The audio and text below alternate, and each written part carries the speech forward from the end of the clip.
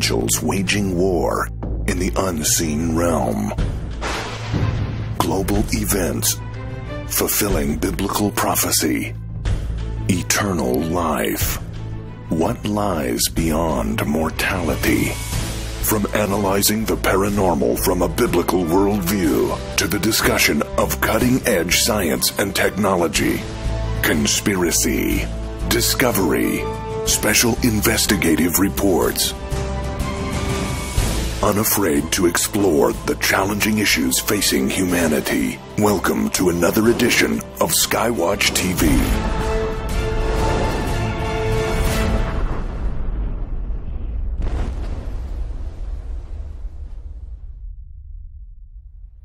When I was a kid, I had a fascination with maps. Loved maps. Used to study the street map of Chicago for hours at a time. I was kind of a lonely kid. Welcome to Skywatch TV. I'm Derek Gilbert. But there's a point to this, and that is that the very layout of our nation's capital may have more to do with the efficient movement of people and goods from place to place, and more to do with the power, the supernatural power that it gives those who actually occupy the buildings of government. Joining me on the panel as we continue our discussion about the release of the new book, Saboteurs, and the supernatural power behind them. The new book by Tom Horn is, of course, the author of the book, Tom Horn. Tom, be with you. The host of Into the Multiverse on Skywatch TV, Josh Peck. Thanks for having me back. And the co-host of My Life and author of the new novels, The Red Wing Saga, Blood, Lies, and Blood Rights, Sharon K. Gilbert. Hi, sweetie pie. We're talking about the spiritual war behind the geopolitical fight that has been ongoing, not just here in Washington, D.C., but all around the world. We've seen the rise of various political movements in Spain. The Catalonia region on the border with France is trying to secede and become its own country. The rise of nationalist movements in reaction to globalist movements in Europe and here in the United States. But this sort of fighting has been going on since the beginning of time.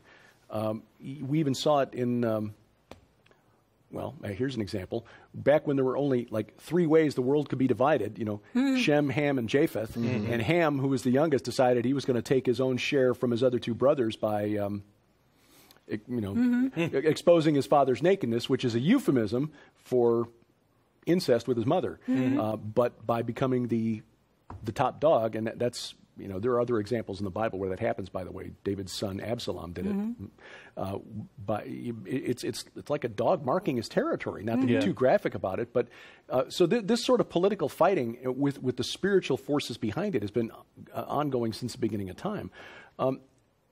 We talked about the Freemasons, and maybe you can summarize again, Tom, you know, how Washington, D.C., under the influence of Freemasonry, was set up to bring forth some sort of spiritual entity, the return of Apollo. Right. So, you know, what's interesting is I'm listening to you right now, and you're talking about, you know, what Noah's kid tried to do, right, and some of the other examples from the Bible.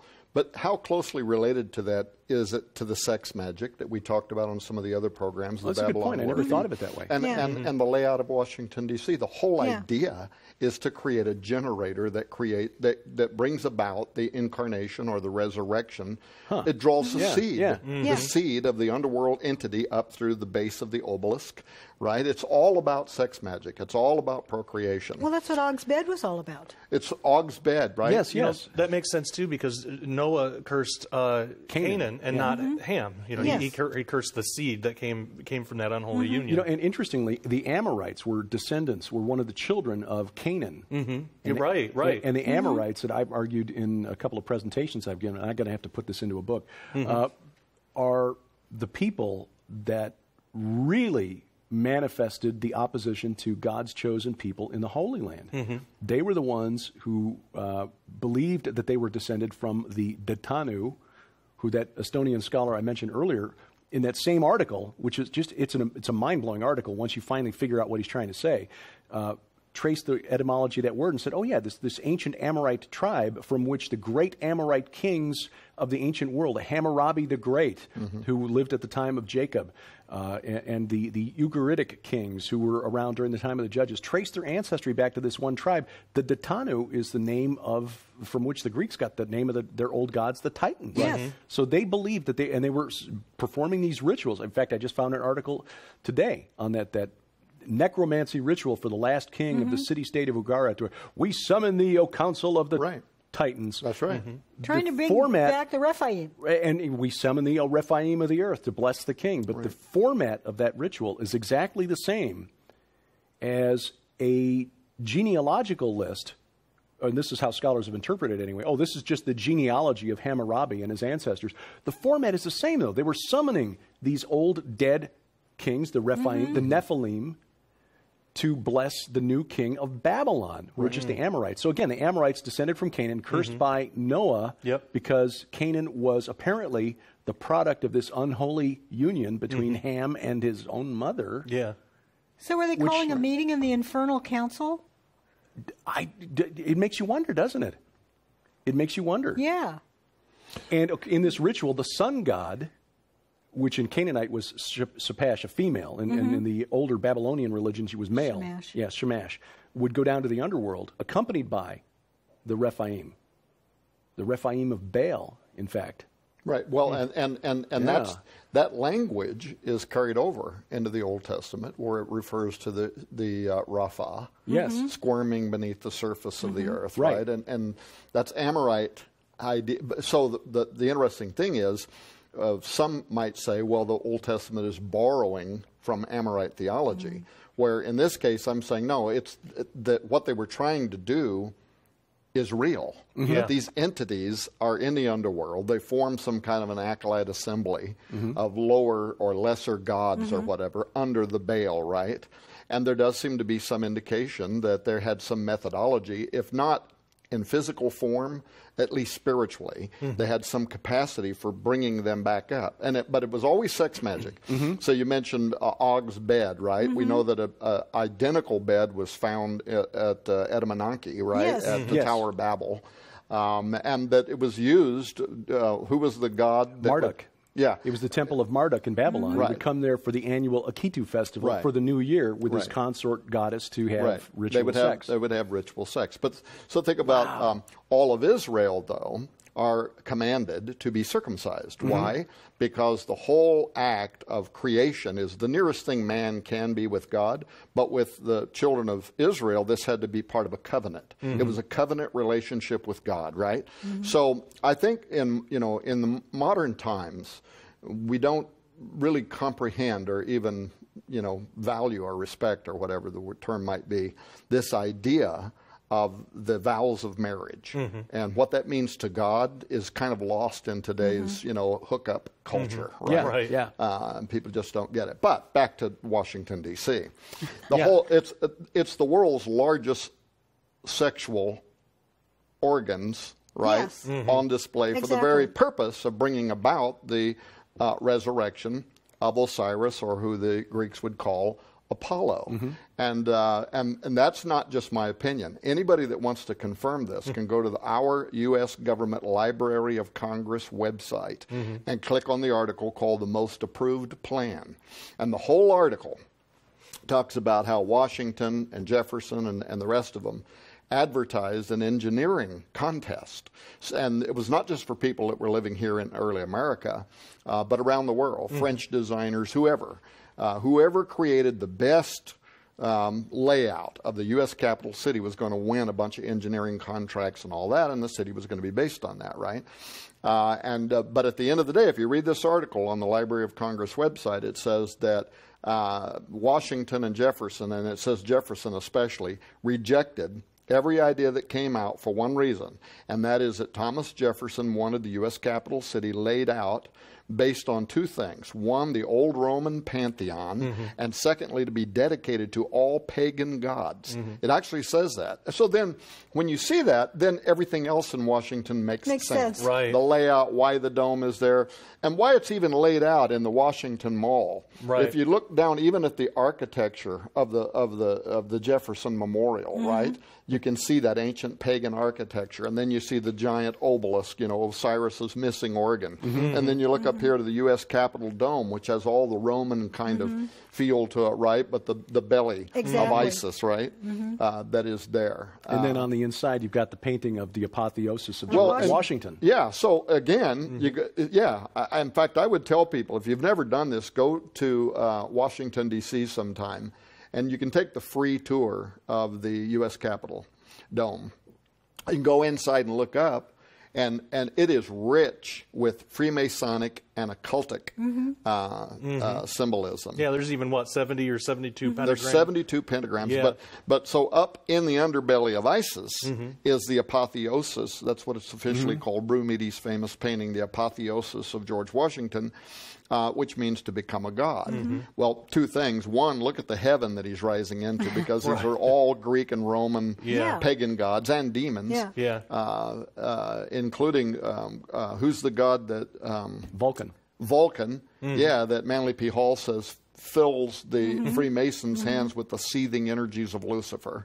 But what god is he becoming? Well, all of the writers of the 1900s, they said he's becoming Osiris. This is the belief system in Freemasonry, of which Washington was Well, elsewhere in the city, within the Smithsonian, you have the statue of Washington as Zeus. And elsewhere, also atop a large pillar, you have Washington driving Helios's four horses. Right.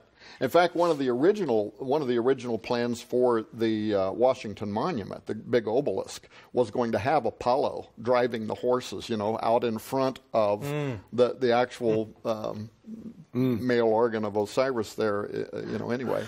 So, but another thing that most Americans don't know is that the ancient Egyptian practice, whenever a new pharaoh was going to become king, there was a festival called Opet, and they would put him on a little barge and take him up the Nile River. And as he's going up the Nile River, the laity are walking on both sides of the Nile River, and they're celebrating, but they're conducting a play based on Isis and Osiris, right? Because she finds his parts in the Nile River. So they're going along, I found another part. They're playing out this thing, right? But when he gets to Karnak, the temple of Amun-Ra, he goes inside the domed belly of Isis, and as he's standing there looking at the obelisk on the outside of Osiris, the Egyptian magicians, and according to the book of Exodus, these guys had very strong supernatural power. This is another thing we should maybe talk about on one of these webcasts. Is this all just a bunch of hooey? Is it magic tricks that they're playing?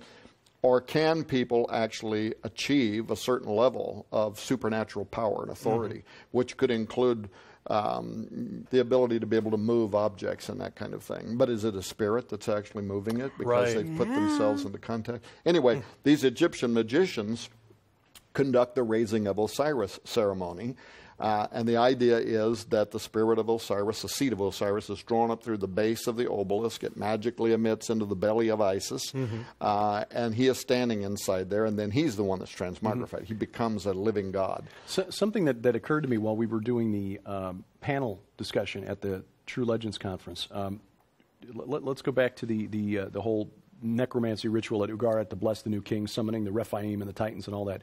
There's a ritual that is done, or a ceremony that takes place during the inauguration of every American president by the Freemasons. So let's kind of close out this broadcast with that, because I think it's interesting that we're looking back, more than 3,000 years, and seeing a parallel in what goes on in Washington, D.C. when we bring a new president and welcome him to office. Well, that's exactly right. Exactly what the Egyptians did.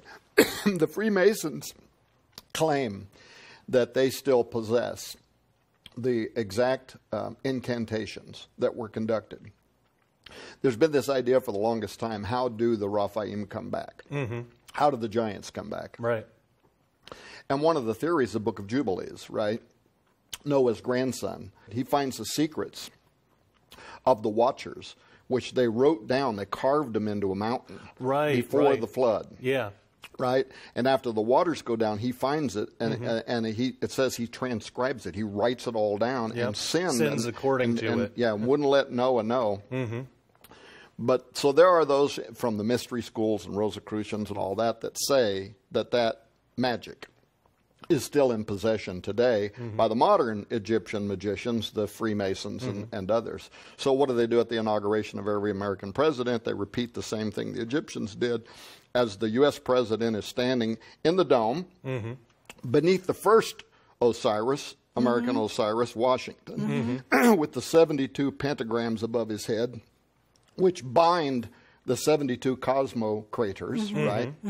People need to get Derek Gilbert's book, The Great Inception, if they want to understand the significance of the number 72 and even what Jesus did to reverse that curse. Yeah. Well, it's fascinating that, again, we think that we're so enlightened and scientific in our modern world that reason has won out over superstition and the age of magic, when in fact the ones who are pulling the levers of power behind the scenes are in fact trying to perform these kinds of workings. Yeah, there are people who believe that that's the true power center in Washington, D.C. It's not the White House. It's the headquarters of the Scottish Rite Freemasonry. And when you go inside, like I have, I've been in every part of it. I went up to the Hall of Charity and walked inside and seen where the Bush family has given literally millions and millions of dollars to propagate Scottish Rite Freemasonry. You got to wonder if indeed they're not the ones that are pulling the levers. But anyway, point is, during the inauguration of the president, standing in the belly of Isis with all that mysticism around him, facing the obelisk in the Washington Mall across town, just a couple of blocks from the White House, the modern Egyptian magicians, the Freemasons, are conducting the raising of Osiris ceremony. Now, they're doing that.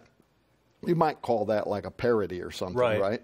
But they're doing it in anticipation of the day when that spirit really is going to rise up and take its place in who we would call the Antichrist. Now, why Christians ought to pay attention to this is because in two places in the New Testament, in the book of Revelation, in the book of Revelation and also in 2 Thessalonians, Paul says the Antichrist will be the son of perdition, the son of Apollyon, Apollo.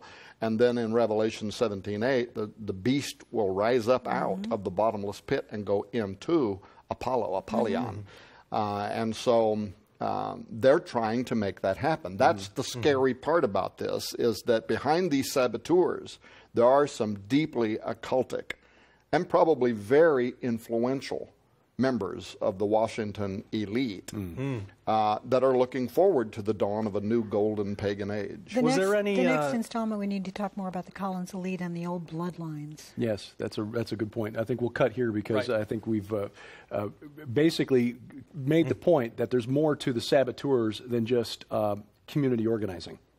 The book by Tom Horn, Saboteurs, and we encourage you to keep watch on the Skywatch TV web exclusive programs. You'll find those listed and linked at skywatchtv.com, but also on our other delivery mechanisms, the Skywatch TV channels on Roku and Apple TV, and of course the Skywatch TV mobile app as well throughout the month of October, along with the release of Saboteurs, The Deeper State, and Gods and Thrones. We'll be doing more programs like this, and we'll also talk more about magic and how real it is, and what sort of power does it convey to those who practice it. Just some more of the programs you can watch for from Skywatch TV. With Tom Horn, Josh Peck, Sharon K. Gilbert, I'm Derek Gilbert, and we thank you for watching as we keep watch. This is Skywatch TV. The Trump administration is now vowing to crack down and punish deep state saboteurs. Today, America is being manipulated through a Washington-based shadow government. This is a war now, the deep state against you and the President of the United States. The artificial chaos engineered by elites and advanced by enemies of democracy is being propagandized by a devoted media machine to take down President Trump. I submit to you that the establishment that you talk about, the so-called deep state, exists on both sides, the left and the right, and President Trump is up against both of them. But this is not the whole story. A much more sinister quest behind the deep state is at work to usher in a final world order. He's an outsider. He's not them. He's not part of the club. You know, he hasn't been through the initiation rites. He didn't belong to the secret society. He didn't belong to the secret society. The secret society. They're trying to cheat you out of the future and the future that you want. They're trying to cheat you out of the leadership you want. Globalists, secret societies, and world power brokers anticipate the insidious arrival of a messianic strongman they call the Gray Champion.